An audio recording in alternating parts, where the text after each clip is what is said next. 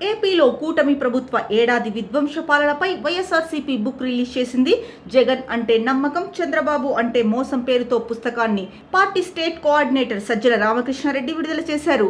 ఈ కార్యక్రమంలో పార్టీ నేతలు అంబటి రాంబాబు, విడుదల రజని, మల్లాది విష్ణు, ఎమ్మెల్సీలు లేళ్ల అప్పిరెడ్డి, వరదు కళ్యాణి, జూపూడి ప్రభాకర్ రావు, ఎమ్మెల్యే చంద్రశేఖర్ తదితరులు పాల్గొన్నారు.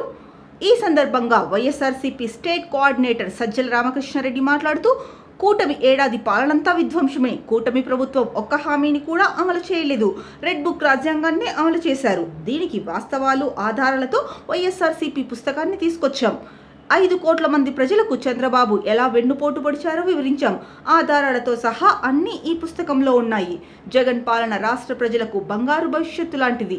కానీ ఈ ఏడాది చంద్రబాబు పాలన అంతా చీకటిమయమే.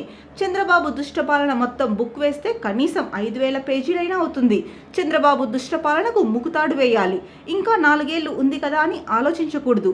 ఇచ్చిన హామీలను ఎందుకు అమలు చేయడం లేదని గట్టిగా ప్రశ్నించాలి. ఈ పుస్తకాన్ని అందరూ చదవాలి. అప్పుడే కూటమి ప్రభుత్వం అరాచకాలు తెలుస్తాయని కోరారు.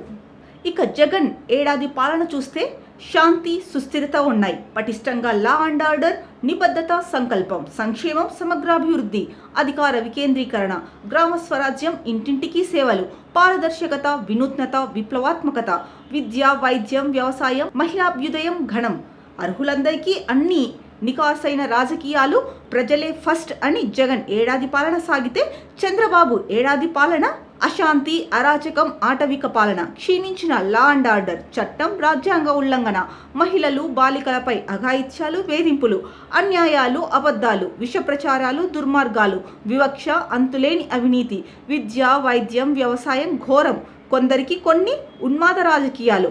ఇక తన కోసమే, తన వాళ్ళ కోసమే అన్నట్టు చంద్రబాబు పాలన జరిగిందని పుస్తకంలో వెల్లడించారు.